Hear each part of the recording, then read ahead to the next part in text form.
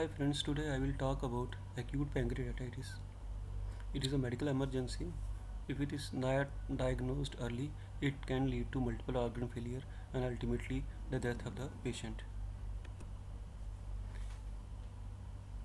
Caring Doc's YouTube channel does not provide medical advice, and the information available on this channel does not offer diagnosis or advice regarding the treatment. Information provided by this video is for the educational purpose only, and the information provided here is not to be used as an alternative to healthcare professionals' diagnosis or treatment for any person or the animal. Please seek the help of a medical expert for diagnosis, prevention, and treatment of the medical illnesses. There is no endorsement for any brand or the company. I will discuss acute pancreatitis under these headings. Coming to the anatomy, as we know, pancreas is a exocrine and endocrine gland also. It has two parts, exocrine part and endocrine part. It is a retroperitoneal. The exocrine part mainly secretes the digestive juices, and the endocrine part is responsible for the production of the hormones.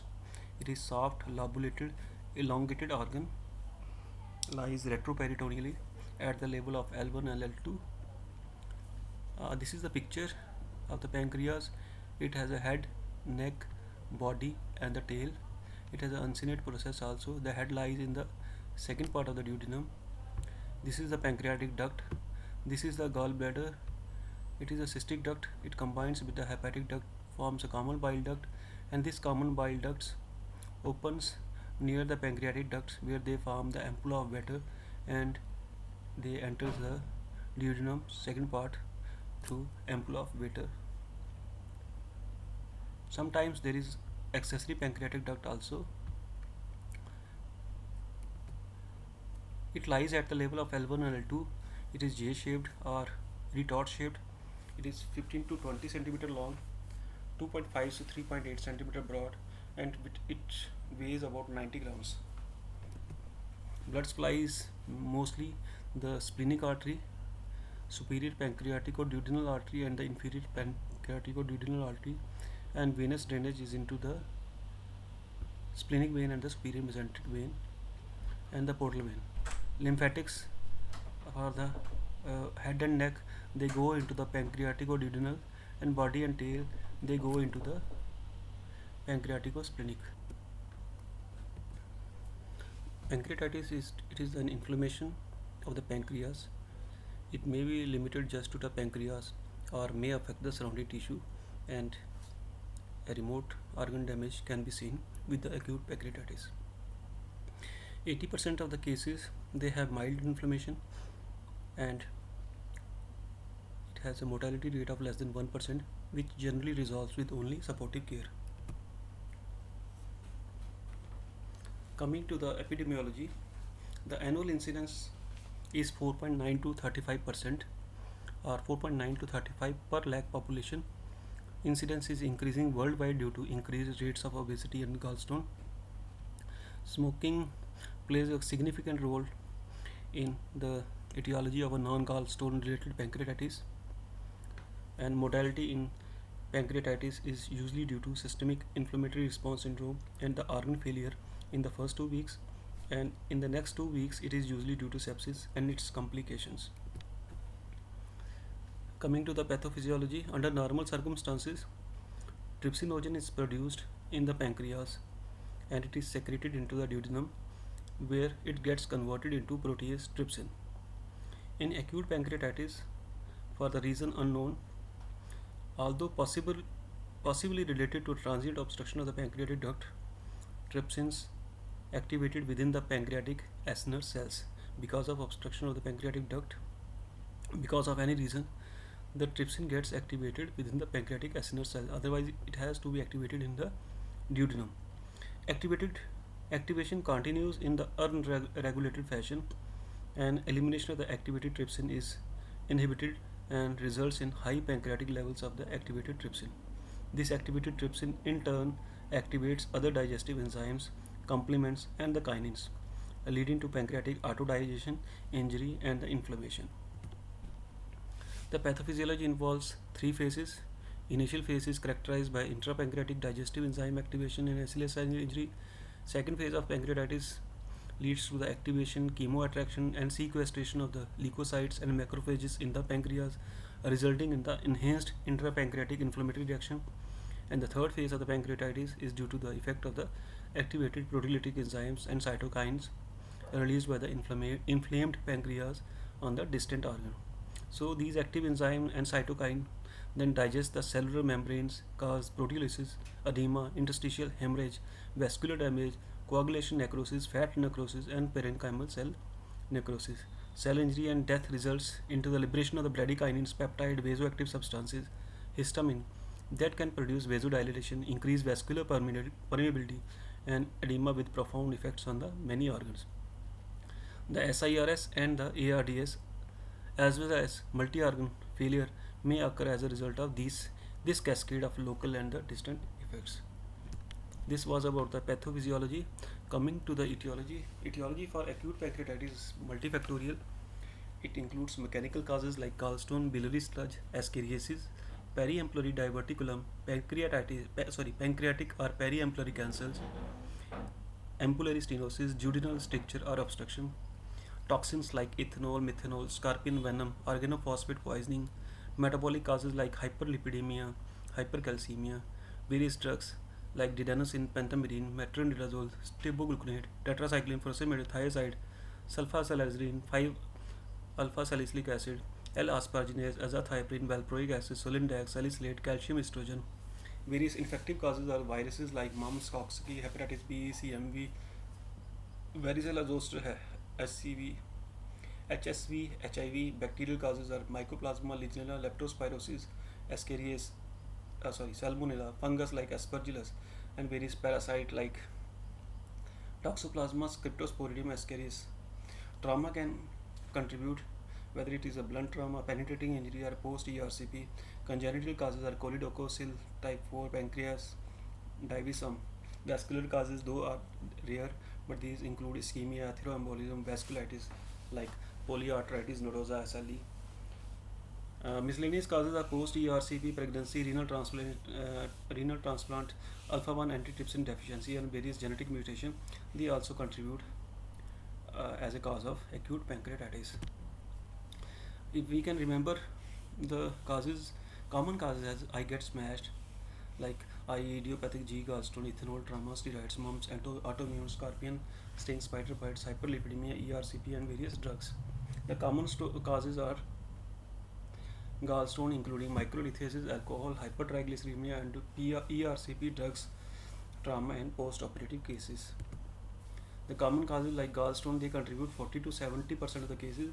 However, only 3 to 7% of the patient with gallstone they develop pancreatitis.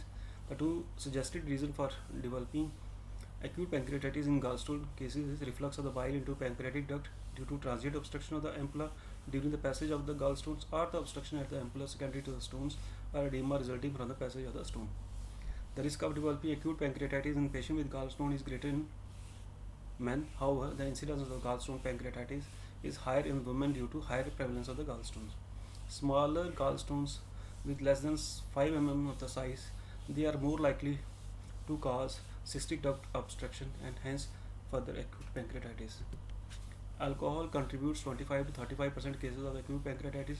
Less than 10% of the patient with chronic alcohol use disorder, they develop attack of clinical acute pancreatitis that are indistinguishable from other forms of the acute pancreatitis. How does alcohol causes damage to the pancreas? Exact mechanism is unclear, but there is hypothesis that there is increased synthesis of enzymes by pancreatic acinar cells. They synthesize digestive and lysosomal that are thought to be responsible for acute pancreatitis, or oversensitization of the acini to cholecystokinin. Genetic and environmental factors and smoking along with alcohol, they increase the risk of acute pancreatitis. Hypertriglyceridemia, triglyceride level more than 1000 milligram per deciliter can precipitate attacks of acute pancreatitis, but acute pancreatitis can be seen at lower level of triglyceride also. This hypertriglyceridemia accounts for 1 to 14% of the cases of acute pancreatitis. Both primary and secondary disorders of lipoprotein metabolism are associated with hypertriglycemia induced pancreatitis. Acquired causes are hypertriglyceridemia include obesity, diabetes mellitus, hypothyroidism, pregnancy, and maybe various medication like estrogen, tamoxifen, beta blockers. Post ERCP cases, they also present with acute pancreatitis. The important risk factors they include lack of ERCP experience, sphincter body dysfunction, difficulty in cannulation, and performance of therapeutic ERCP. Genetic causes various genetic mutation in the genes like PRSS1 gene, CFTR gene, SPINK1 gene, CTRC gene. They also contribute to the development of the acute pancreatitis. Various medication, though the causes of the medication leading to acute pancreatitis are rare, usually less than 5%. The prognosis among of the drug-induced pancreatitis is generally excellent and mortality is low. Mechanism of the drug-induced pancreatitis is variable. It may be immunological reaction, for example with 6-mercaptopurine, aminosalicylate, sulfonamides. Direct toxic effects is seen with diuretic sulfonamide, accumulation of the toxic metabolite, valproic acid, pentamidine, tetracycline, overstimulation of the acinar cells, ischemia by diuretic azothioprine, intravascular thrombosis with estrogen, increased viscosity of the pancreatic juices like diuretics and steroids. Pancreatitis can develop within few weeks of starting the drug in immunological mediated adverse reaction, and in this setting the patient may have rashes and eosinophilia. In contrast, patient taking valproic acid or pentamidine, they may develop pancreatitis in later stages or after long use of the medication. It may be because of chronic accumulation of the toxic metabolic products. Pancreatic duct injury because of blunt trauma or penetrating trauma can cause pancreatitis, but usually it is seen during the healing of the pancreatic duct injuries, because of which leads to scarring and stricture of the main pancreatic duct with resultant obstructive pancreatitis and leads to acute pancreatitis. Uncommon causes are the vascular causes, connective tissue causes, cancer of the pancreas, hypercalcemia, periampullary diverticulum pancreas, Davisum, hereditary pancreatitis, cystic fibrosis, renal failure, infection with mumps, coccidiosis, cytomegalovirus, autoimmunity. These are the uncommon causes. Patient can present with acute onset severe persistent epigastric pain, left upper quadrant abdominal pain. In some patient pain may be in the right upper quadrant or rarely confined to the left upper quadrant. Patient with gallstone pancreatitis, pain is well localized, onset is very rapid and maximum intensity is reached in 10 to 20 minutes. In contrast, patient with pancreatitis due to other causes like hereditary, metabolic causes or alcohol, the onset of pain may be less abrupt and the pain may be poorly localized. In approximately 50% of the patient, pain radiates to back. The pain persists for several hours to days and may be partially relieved by sitting up or bending forward. Approximately 90% of the patient have associated nausea or vomiting, which may persist for several hours. Patient with severe acute pancreatitis may have dyspnea due to diaphragmatic inflammation secondary to pancreatitis, pleural effusion, or acute respiratory distress syndrome. Approximately 5 to 10% of the patient with acute severe pancreatitis may have painless disease and may have unexplained hypotension like post-operative critically ill patient on dialysis, organophosphate poisoning, and the Legionnaires' disease. On clinical examination, findings will vary depending upon the severity of the acute pancreatitis. Mild cases may have minimal tender epigastrium on palpation, whereas in patient with severe pancreatitis there may be significant tenderness up to palpation in the epigastrium or more diffusely over the abdomen. Patient may have abdominal distension, hypoactive bowel sound due to ileus secondary to inflammation. Patient may have scleral icterus due to obstructive jaundice because of choledocholitis or edema of the head of the pancreas. Patient may have fever, tachypnea, hypoxemia, hypotension. 3% of the patient with acute pancreatitis may have ecchymotic discoloration in the periumbilical region, that is Cullen sign, or along the flank, that is Great Turner sign. These findings suggest the presence of retroperitoneal bleed in the setting of the pancreatic necrosis. Rarely the patient may have subcutaneous nodular fat necrosis or panniculitis, and at times panniculitis along with pancreatitis or polyarthritis of the wrist and ankle joints. It is called triple P syndrome. Patient may have other findings suggestive of underlying etiology like hepatomegaly may be present in patient with alcoholic pancreatitis, xanthoma in hyperlipidemic pancreatitis, and parotid swelling in the patients with the mumps. This is the picture reflecting the periumbilical discoloration, that is a Cullen sign, discoloration in the flank, that is Great Turner sign, inflammatory nodule on the distal leg, xanthomas on the extensor surface of the forearm in patient with severe hypertriglyceridemia, and parotid swelling in the cases of patient of pancreatitis with mumps. This is the Muslim prayer position. Patient leans or bends forward In cases of patient with acute pancreatitis, this decreases the pain, and this pain relief in the pain is because of decreased venous return. So classification of the pancreatitis is usually done on the basis of Atlanta classification, and it is divided into two broad categories: interstitial edematous acute pancreatitis and necrotizing acute pancreatitis. Interstitial edematous acute pancreatitis, it is characterized by acute inflammation of the pancreatic parenchyma and the peripancreatic tissue, but without recognizable tissue necrosis. Only the inflammation is there, but there is no tissue necrosis. In necrotizing acute pancreatitis, patient will have pancreatic parenchymal necrosis or peripancreatic necrosis. Based on the severity, patient pancreatitis is mild acute pancreatitis, moderately severe acute pancreatitis, and severe acute pancreatitis. This is mild cases. There is absence of organ failure or the local or systemic complication. Moderately severe acute pancreatitis may have local complication with transient organ failure less than 48 hours, or there may be no organ failure. Severe acute pancreatitis will have persistent organ failure, that is more than 48 hours, that may involve one or other organ. Assessment of the disease severity: when the patient is admitted, at the initial evaluation, the severity of the acute pancreatitis should be assessed on the basis of clinical examination for to assess the early fluid losses, organ failure, and the organs particularly which are given more attention are the cardiovascular, respiratory, and the renal. We have to look for SIRS score. Organ failure is assessed by the modified Marshall scoring system, and the further severity by the SIRS scores and other lab tests and imaging studies. Initially, when the patient were admitted or suspected case of acute pancreatitis, they were assessed on the basis of bedside index of severity of in acute pancreatitis. In the first 24 hours of the hospitalization, we used to estimate his BUN, impaired mental status, SIRS, age, more than pleural effusion, and presence of three or more of these factors was associated with increased risk for in-hospital mortality among patients with acute pancreatitis. In addition, elevated hematocrit more than 44% admission, BUN more than 22 milligram per deciliter was associated with one or more with more severe acute pancreatitis. So patients who had lower biceps scores, hematocrits, or admission BUNs, they tend to respond to the initial management, and they were kept in the regular hospital ward for ongoing care. If the SIR was not present in 24 hours, the patient was unlikely to develop organ failure or necrosis. But nowadays we are doing modified Marshall scoring system and SIRS. This the Ranson criteria was also used. This was used for to look for the causes other than gallstones, where we used to assess the patient at 0 and 48 hours.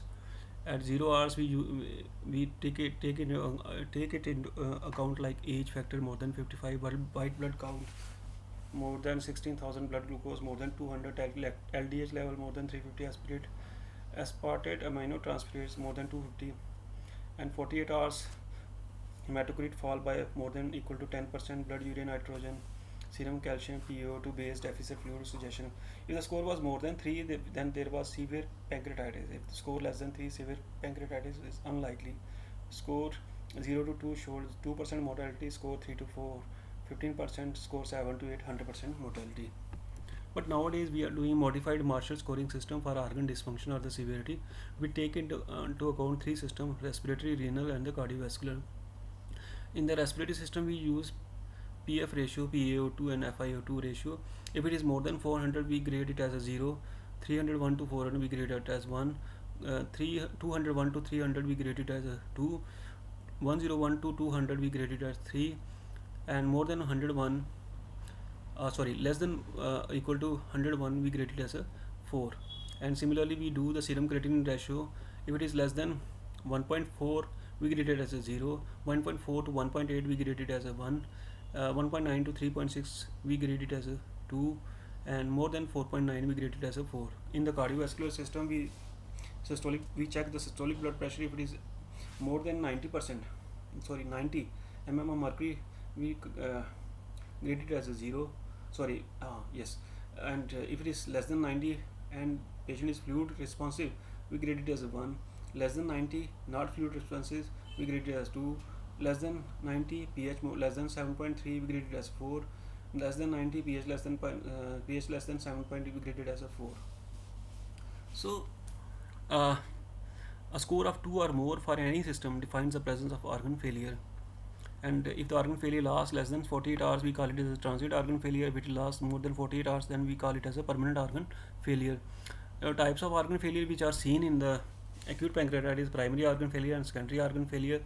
Whenever the patient presents, if there is pancreatic inflammation due to tissue injury, necrosis including fat necrosis, initially we have damage associated molecular patterns which leads to SIRS, and it is a early primary organ failure. Later on, when patient develops infected necrosis is a called second hit, and the PAMP come into action. PAMP is pathogen associated molecular pattern, and it is a late or secondary organ failure. We also check the systemic inflammatory response syndrome. If two or more other conditions are met, then we call it as a SIRS. If the temperature is more than 38.3 degrees Celsius or less than 36 degrees Celsius, heart rate more than 90 beats per minute, respiratory rate more than 20 breaths per minute, RPA CO2 less than 32 mm of mercury, WBC count more than 12,000 or less than 4,000, or more than 10% immature band forms, we call it any other two among these four, it is called as a SIRS.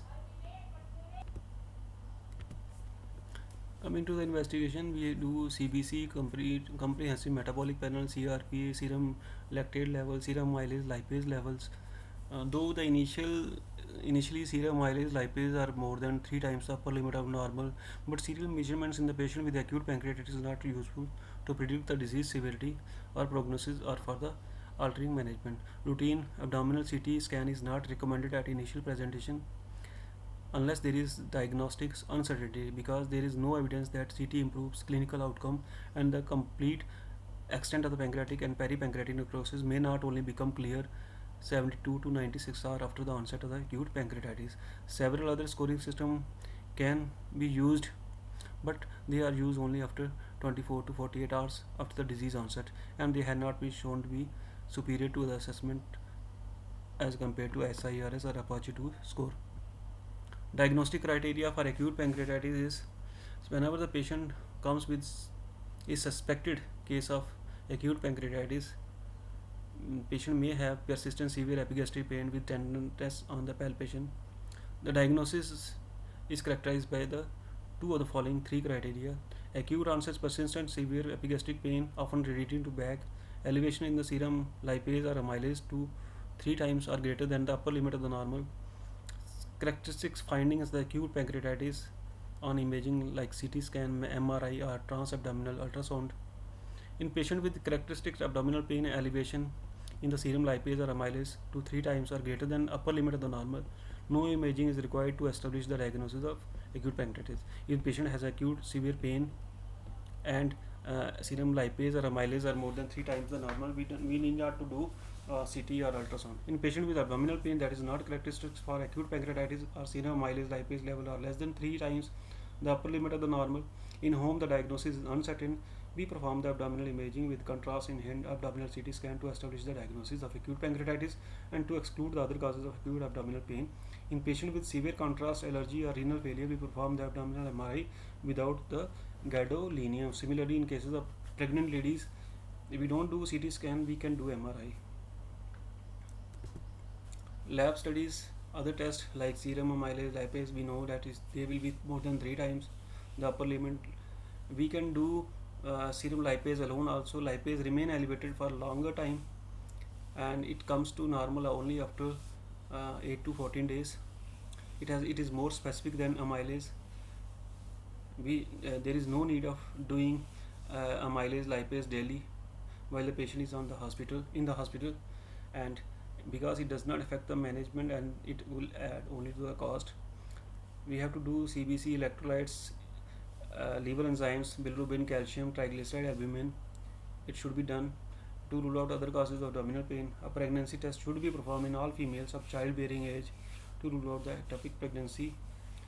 In imaging, we see the presence of focal or diffuse enlargement of the pancreas in CT or MRI. Coming to the differential diagnosis of the pancreatitis. First is the peptic ulcer disease. Patient will have a history of long-standing epigastric pain that is usually intermittent. He will have history of use of non-steroidal anti-inflammatory drugs or prior infection with H. pylori. Amylase lipase will be normal. There will be no radiation of the pain. Patients of choledocholitis or cholangitis may have similar history of gallstone or biliary manipulation such as ERCP. There the ALT AST level will be typically elevated. Serum amylase lipase will be normal. Similarly, the patient of cholecystitis will have a pain more in the right quadrant of the epigastric region. It may radiate to right shoulder. Murphy sign will be positive. There will be mild elevation of the serum aminotransferase amylase and amylase also.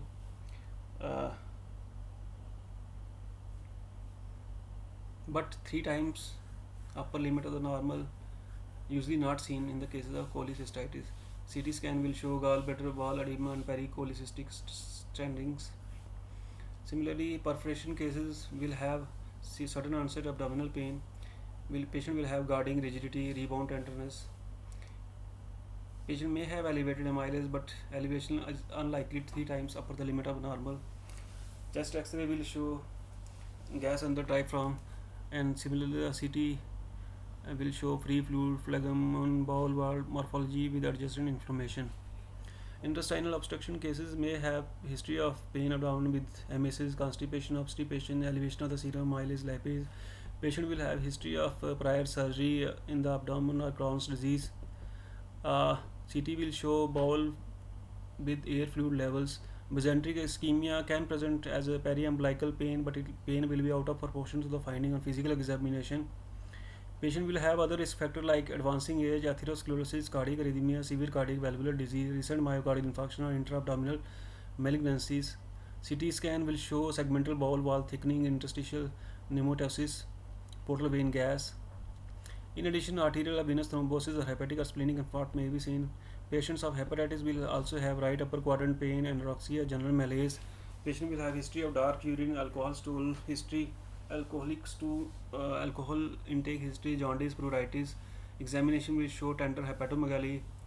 Serum liver enzyme will be usually more than 1000, and there may be elevation of the total and direct bilirubin. ALP may be normal or raised, but patient will have a normal amylase and lipase. These are the conditions associated with increased amylase and lipase. Increased amylase is seen in the pancreatic diseases like acute or chronic pancreatitis, post-ERCP cirrhosis, pancreatic ascites, acute cholecystitis, intestinal diseases like parotitis, trauma, surgery, radiation, calculi, obstruction, infarction, malignancy with amylase production, acidosis, renal failure, rupture ectopic pregnancy, salpingitis, alcoholism, anorexia, cirrhosis, all they contribute to amylase production, increase amylase production. And similarly, this increased lipase production is seen in patient with acute pancreatitis, chronic pancreatitis, renal failure, acute cholecystitis, bowel valve obstruction, duodenal ulcerative pancreatic calculus, pancreatic tumor, type 2 diabetes, HIV disease, diabetic ketoacidosis, post ERCP, sarcoidosis, ciliary disease, inflammatory bowel disease, and various drugs.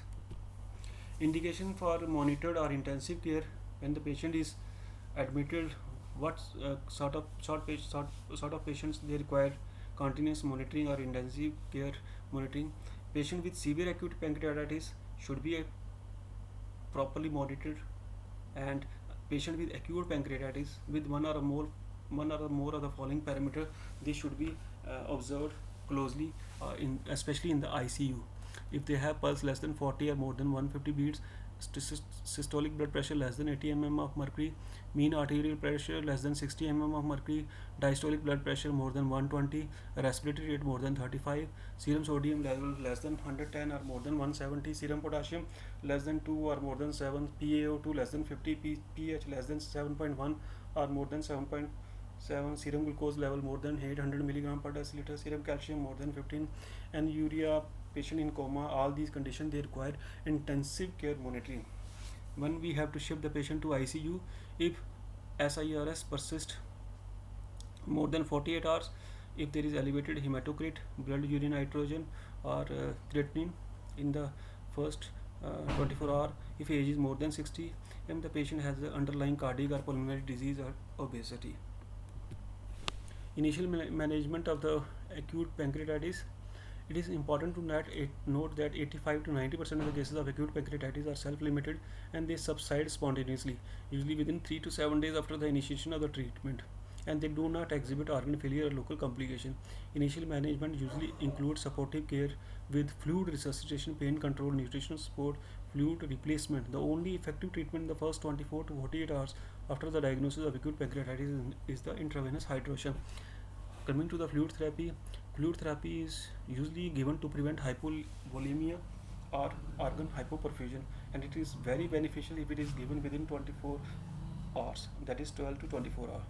As we know that there is significant third space losses due to inflammatory collection, increased permeability of the vasculature due to transudation of the fluid from the intravascular to extravascular compartment, nausea, vomiting, inability to digest adequate amount of fluids also leads to uh, third space losses or hypovolemia.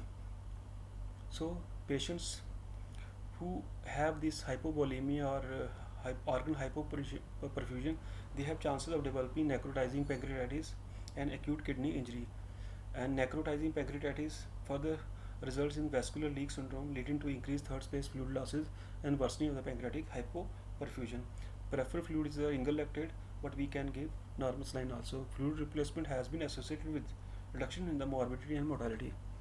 Persistence of hemoconcentration at 24 hours has been associated with development of the necrotizing pancreatitis. Previous guidelines have initially recommended that we should give 250 to 500 ml per hour of normal saline during the first 24 to 48 hours. But evidence from the randomized controlled trial, they suggest that lower volume may be used in patients with mild acute pancreatitis. So coming to the recommendation of the fluid therapy, in cases of moderate we have to use moderate intravenous hydration like 1.5 ml per kg per hour with 10 ml per kg bolus in patient with hypovolemia, and we have to give goal directed therapy for especially in cases of fluid management. So fluid requirement, they are assessed initially at the interval of 6 hours of admission for the next 24 to 48 hours. This is particularly important especially in patients who are elderly and they who have history of cardiac or renal diseases. The rate of fluid resuscitation is adjusted based on the clinical assessment, hematocrit, blood urea nitrogen, and the creatinine values. So goal of fluid therapy or heart rate should be less than 120 beats per minute. Mean arterial pressure should be kept between 65 to 85. Urine output should be more than 0.5 ml to 1 ml per kg hour, and central venous pressure 8 to 12 mm of mercury. Coming to the pain management, we follow the WHO pain treatment letter. There is no particular analgesic which is superior in terms of efficacy or safety. Non-steroidal anti-inflammatory drugs and opiates both are used, but it has been seen that opiates are better tolerated by the patient because non-steroidal anti-inflammatory drugs may have adverse events like GI bleed or acute kidney injury. So uncontrolled pain, patient should receive opiates. As we know, the uncontrolled pain can contribute to hemodynamic instability. First, we have to give adequate fluid resuscitation. It should be our first priority in addressing the abdominal pain, as hypovolemia from vascular leak and hemoconcentration cause ischemic pain and resultant lactic acidosis. Opioids are safe and effective in providing the pain control in these patients. Hydromorphine or fentanyl intravenously can be used. Typical dose of fentanyl is 20 to 50 microgram with 10-minute lockout period. Mepridine is another alternative. Monitoring of the patient is very important in the first 24 to 48 hours. Patient with organ failure will need ongoing monitoring to look after other complications that may arise. SpO2 target should be more than 95%. We have to do regular blood gas analysis because hypoxia may be due to splinting, atelectasis, pleural effusion, opening of the intrapulmonary shunts, acute respiratory distress syndrome. Patient with persistent or progressive hypoxia should be transferred to an intensive care unit for respiratory support. Urine output should be measured hourly, or fluid should be titrated to maintain the urine output more than 0.5 to 1 ml per kg per hour. Electrolytes should be monitored especially within initial 48 to 72 hours with aggressive fluid resuscitation. Hypocalcemia present should be treated. Low magnesium level should be corrected. Serum glucose level should be monitored. If it is more than 180 to 200 milligram per deciliter, they should be treated because hyperglycemia can contribute to the risk of pancreatic infection. Patients in the intensive care unit should be monitored for potential abdominal compartment syndrome with serial measurements of the urinary bladder uh, pressures.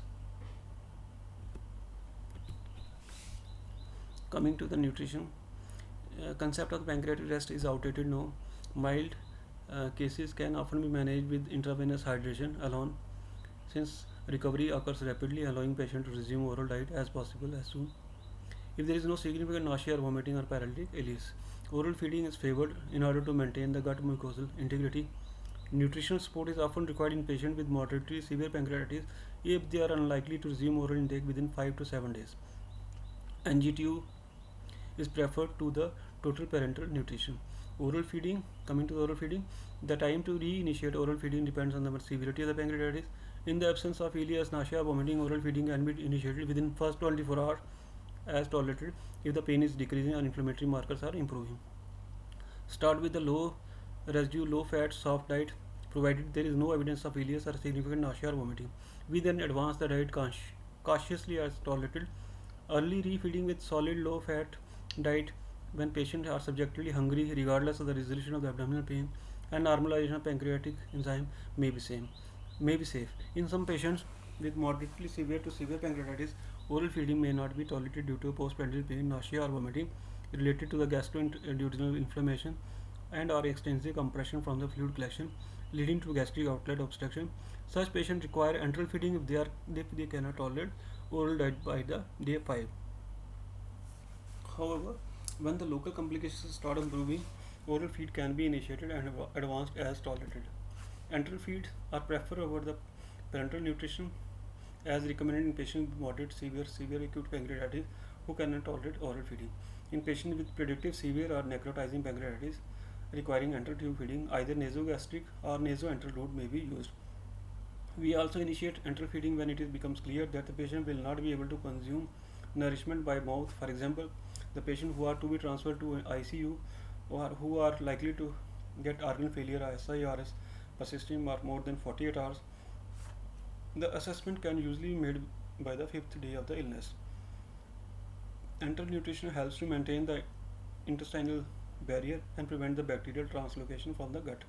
Another advantage of the enteral nutrition is the avoidance of the complication associated with parenteral nutrition, including those secondary to venous or bloodstream infection. Coming to the parenteral field, parenteral nutrition should be initiated only in patients who do not tolerate enteral feeding or if the target rate of enteral feeding is not achieved within 48 to 72 hours, as the use of parenteral nutrition as an adjunct to enteral feeding may be harmful. Enteral nutrition plus either early or late parenteral nutrition was associated with increased mortality as compared with the enteral nutrition alone. In randomized trial, it has been proven that patients in the late initiating group had lower rates of ICU infection and fewer mechanical ventilation renal replacement therapy. 20% of the patients may develop extrapancreatic infection like bloodstream infection, pneumonia, urinary tract infection. Extrapancreatic infections are associated with increase in mortality. When infection is suspected, antibiotics should be started. While the source of the infection is being determined, we have to take the blood culture, and after that we can start the antibiotic. However, if the culture is negative, no source of infection is identified, antibiotics should be discontinued. Prophylactic antibiotics and selective decontamination of the gut are not recommended in patients with acute pancreatitis, regardless of the type, disease or severity. Management of the complication, as we know, patient of acute pancreatitis may have local complication and systemic complication. Patient with predicted or established moderately severe or severe acute pancreatitis, signs of sepsis, clinical deterioration in 72 hours. After initial presence, they should undergo CT scan to assess the presence of pancreatic or extrapancreatic necrosis and the local complication. Patient with persistent organ failure, extensive local complication should be transferred to center of expertise. Local complications are acute peripancreatic fluid collection, pancreatic cirrhosis, acute necrotic collection, walled off necrosis, acute peripancreatic fluid collection, and acute necrotic lesion may develop less than 4 weeks after the onset of pancreatitis, and pancreatic cirrhosis and walled off necrosis usually occur more than 4 weeks after the onset of the acute pancreatitis. Coming to the acute peripancreatic fluid collection usually develop in the early phases of pancreatitis. Acute peripancreatic fluid collection do not have a well-defined wall, usually remain asymptomatic, and usually resolve spontaneously without the need for drainage. And most acute fluid collections resolve within 7 to 10 days, and with only 6.8% of the acute peripancreatic fluid collection persisting beyond 4 weeks as a pancreatic cirrhosis. So this is the pancreas. Here we can see the acute peripancreatic fluid collection. Coming to the pancreatic pseudocyst, it is an encapsulated collection of the fluid within the well-defined inflammatory wall, usually outside the pancreas, and with minimal or no necrosis. Pancreatic pseudocysts are usually occur more than 4 weeks after the onset of the interstitial edematous pancreatitis. So this way we can see this whole is the pancreatic cirrhosis, and this is the pancreas. Acute necrotic lesion involved of necrosis. Necrotizing pancreatitis most commonly manifests as a necrosis involving both the pancreas and the peripancreatic tissue. Necrosis may result in acute necrotic lesion and that contains the variable amount of the fluid and necrosis, but lacks a definable wall or wall of necrosis, which consists of a mature encapsulated collection of pancreatic and peripancreatic necrosis of wall that develop well-defined inflammatory wall. Both acute necrotic lesion and wall of necrosis are initially sterile, but they may become infective after some time. Coming to the infected necrosis, the occurrence of the pancreatic lesion infection is a leading cause of morbidity and mortality in acute necrotizing pancreatitis. Approximately 1/3 of the patients with pancreatic necrosis they develop an infection, or we can call it as infective necrosis, and there is no correlation between the extent of the necrosis and the risk of the infection. Although the infection can occur in the courses of necrotizing pancreatitis, it is more often seen late in the clinical course after 10 days. The majority of the infection, about approximately 75%, are monomicrobial with gut-derived organisms like E. coli, Pseudomonas, Klebsiella, Enterococcus. However, the gram-positive multi-drug resistant fungal organisms are also seen in the pancreatic necrosis. Infective necrosis should be suspected in patients with pancreatic or extrapancreatic necrosis who deteriorate, for example, clinical instability or sepsis, increasing white blood count, fever, or fail to improve after 7 to 10 days of the hospitalization. Clinical signs of infection and abdominal imaging demonstrate the presence of gas within the necrosis are reasonably suggestive of infection, and antibiotic therapy can be initiated without the aspiration in the culture. The empirical antibiotic are initiated. The antibiotics known to penetrate the pancreatic necrosis, for example, carbapenem alone or quinolone, ceftazidime, cefepime, combined with the anaerobic agents such as metronidazole, they should be used. In patients who fail to improve in 48 to 72 hours, those who have clinical deterioration, we perform drainage or debridement of the pancreatic necrosis. We call it necrosectomy. The role of fine needle CT guided aspiration cytology of necrosis is very limited. CT guided aspiration may be considered in patients who fail to improve in order to guide antibiotic treatment before drainage or debridement. In stable patients with infected necrosis, we attempt to delay drainage or necrosectomy by continuing antibiotic for at least 4 weeks. Continued conservative management of the necrotic fluid collection allows a minimal invasive debridement to be performed at a later date to clear the necrotic debris. In addition, some patients with infected necrosis clinically improve to an extent that no intervention is necessary.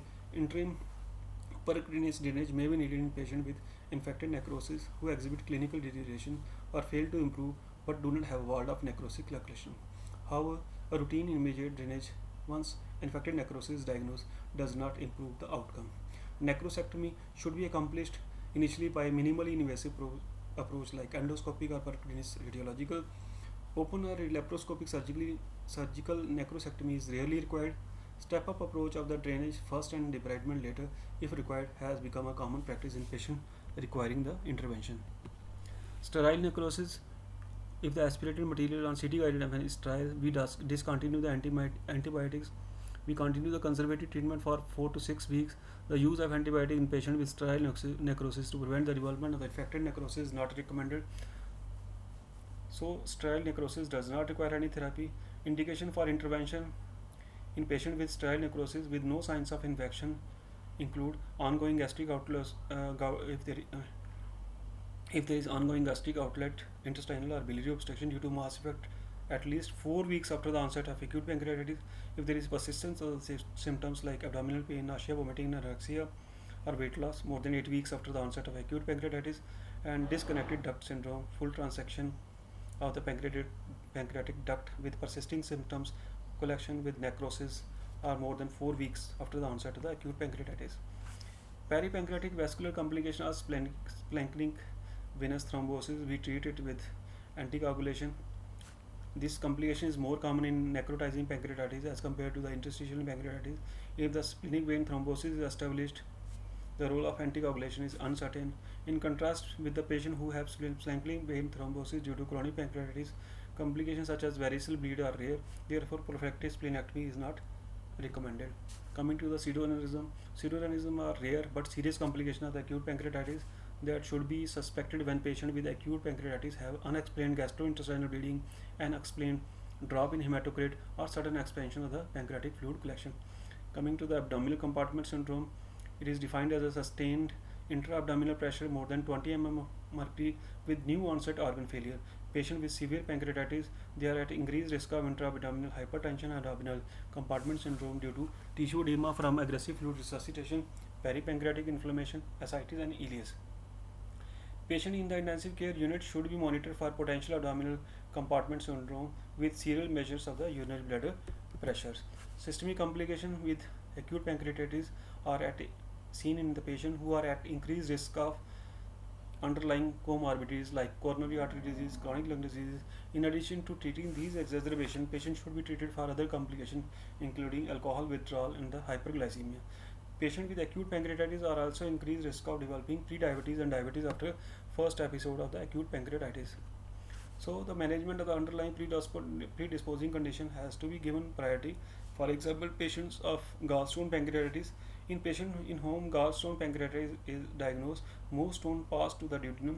However, in small proportion of the patient, obstructive stone in the biliary tract or ampulla of Vater can cause persistent biliary or pancreatic obstruction, leading to acute pancreatitis and cholangitis. And in such cases, ERCP should be performed early in the course within 24 hours of the admission for patient with gallstone pancreatitis and cholangitis. So indication for the ERCP in acute pancreatitis is gallstone pancreatitis and the cholangitis. And ERCP is not indicated, not urgently indicated in following condition: patients with common bile duct obstruction, for example visible stone on imaging, dilated common bile duct or increased liver test without cholangitis, prior to elective cholecystectomy if suspicion of the stone in the common bile duct is high. In the absence of common bile duct obstruction, ERCP is not indicated for mild or severe gallstone pancreatitis without the cholangitis. So the patient who have gallstone pancreatitis with cholangitis, they should be considered for ERCP within 28 or 24 hours. When in doubt about the bile duct obstruction in the absence of cholangitis, liver test can be rechecked in 24 to 48 hours to determine if they improve, or a magnetic resonance cholangiopancreatography or endoscopic ultrasound should be performed to determine if there are stones in the common bile duct or not. Indication for endoscopic ultrasound and MRCP prior to ERCP. Endoscopic ultrasound or MRCP should be performed to determine the need for ERCP in the following patient. For example, patient who have persistent elevation of the liver enzymes or dilatation of the common bile duct without overt cholangitis, pregnant patient, altered anatomy that would make ERCP technically challenging. In patients who are found to have stone on the endoscopic ultrasound or MRCP, ERCP with sphincterotomy and stone extraction is necessary and will prevent the future attacks of the biliary pancreatitis. However, in the absence of cholecystectomy, these patients remain at risk of acute cholecystitis, biliary colic, gallbladder complication of the cholelithiasis. In patient with acute cholangitis and persistent obstruction, urgent ERCP with papillotomy or surgical intervention to remove the bile duct stone may lessen the severity of the gallstone pancreatitis. In patient with gallstone pancreatitis and persistent obstruction without cholangitis, urgent ERCP is not indicated. In such patient, therapeutic ERCP can be performed either before the cholecystectomy if there is strong suspicion of the stone in the bile duct, or post-operatively if the intraoperative cholangiogram demonstrates a stone. So cholecystectomy should be performed after recovery in all patients with gallstone pancreatitis, including those who have undergone endoscopic sphincterotomy to reduce the risk of recurrent pancreatitis. Because in patients who have had mild interstitial pancreatitis, cholecystectomy can usually be performed safely in the same index hospitalization. Interval cholecystectomy, that is within 8 weeks, is advised in necrotizing pancreatitis when inflammation and fluid collection resolve or subside to a greater extent. Failure to perform a cholecystectomy is associated with 25 to 30% risk of recurrent acute pancreatitis, cholecystitis, cholangitis within 6 to 18 weeks, and the risk of recurrent pancreatitis is highest in patients who have not undergone sphincterotomy. If the clinical suspicion of the common bile duct stone is high, for example, CVD stone on the transabdominal ultrasound or cross-sectional imaging, acute cholangitis, serum bilirubin greater than 4 mg per deciliter, and dilated CB on ultrasound, a preoperative ERCP is the best test as there is high likelihood that therapeutic intervention will be required. Patient at intermediate risk of CVD stone, for example, age more than 55, abdominal liver biochemical test, abnormal liver biochemical test, dilated CVD on ultrasound or other imaging, they should undergo MRCP or endoscopic ultrasound to look for choledocholithiasis, and if present, a preoperative ERCP sphincterotomy stone extraction should be done. Intraoperative cholangiography or ultrasound is also an alternative. This is the algorithm which I have taken from uh, medicine book issued by the Acute API 2021 edition. This is a basic approach for acute pancreatitis. Coming to the summary, acute pancreatitis is inflammation of the pancreas. It is broadly divided in two categories: edematous interstitial acute pancreatitis and necrotizing acute pancreatitis. Mild pancreatitis presents without organ failure or local or systemic complication. Moderate severe acute pancreatitis is characterized by the organ failure or transient organ failure with local complication. Severe acute pancreatitis is characterized by persistent organ failure that is more than 48 hours and that may involve one or multiple organ. Initial evaluation: patient should be assessed for the early fluid losses, organ failure, systemic inflammatory response syndrome. Routine abdominal ultrasound initially is not recommended as initial presentation of the patient unless there is uncertainty about the diagnosis. Indication for monitored or intensive care treatment is if the patient meets the following criteria, that is pulse less than 40 or more than 150, systolic blood pressure less than 80, mean arterial pressure less than 60, diastolic blood pressure more than 120, respiratory rate more than 35, serum sodium less than 110 or more than 170, serum potassium less than 2 or more than 7, serum glucose more than 800, serum calcium more than 15, PaO2 less than 50, pH less than 7.1 or more than 7.7, patient with anuria or coma. Majority of these patients with mild pancreatitis, they require no therapy and recover within 3 to 7 days. Patient with moderately severe or severe pancreatitis, they require more intensive monitoring as they have transient or persistent organ failure with local and systemic complication. Pain control is achieved with intravenous opiates. Nutrition: in patients with mild pancreatitis, recovery generally occurs quickly, making it is unnecessary to initiate supplemental nutrition. Soft diet can be started early within 24 hours if the patient is tolerating it well. We usually start with low residue, low fat, soft diet, provided there is no evidence of ileus or significant nausea or vomiting. In patients with moderately severe or severe pancreatitis, enteral nutrition is through NGTU placed endoscopically or radiologically recommended rather than initiating the parenteral nutrition. If the target rate is not achieved within 48 hours to 72 hours and if severe pancreatitis is not resolved, supplemental parenteral nutrition should be provided. Indication for follow-up imaging is patient with moderately severe or severe acute pancreatitis, signs of sepsis, clinical deterioration. 72 hours after initial presentation, they should undergo CT scan to assess the presence of pancreatic or extrapancreatic necrosis and local complication. And patient with persistent organ failure or extensive local complication, they should be transferred to centers of expertise. Complications of the acute pancreatitis: patient with pancreatitis may develop local or systemic complication. Local complications are acute peripancreatic fluid collection, pancreatic cirrhosis, acute necrotic collection, and walled off necrosis. While the acute peripancreatic fluid collection and acute necrotic collection, they may develop less than 4 weeks after the onset of pancreatitis. Pancreatic cirrhosis and walled off necrosis, they develop up to the 4 weeks after the onset of the acute pancreatitis. Patient with infected necrosis, both acute necrotic collection and wall of necrosis are initially sterile, but they may become infected. The occurrence of the pancreatic infection is leading cause of morbidity and mortality in acute necrotizing pancreatitis.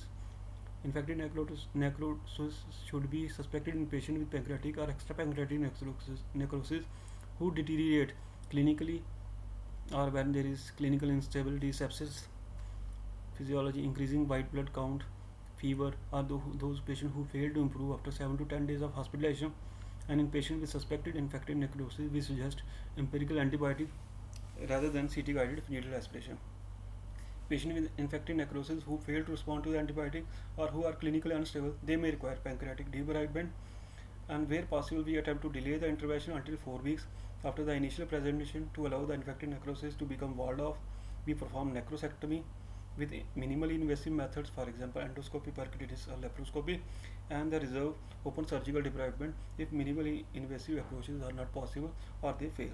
Patient with gallstone pancreatitis, urgent endoscopic retrograde cholangiopancreatography should be done with sphincterotomy for patient with cholangitis, and cholecystectomy should be performed after recovery from the acute pancreatitis in all the operable patients with gallstone pancreatitis or biliary sludge if no other cause is found. That was all about the acute pancreatitis. References are taken from the Harrison Principles of Internal Medicine 20th edition and up to date. Thank you very much. Jai Hind.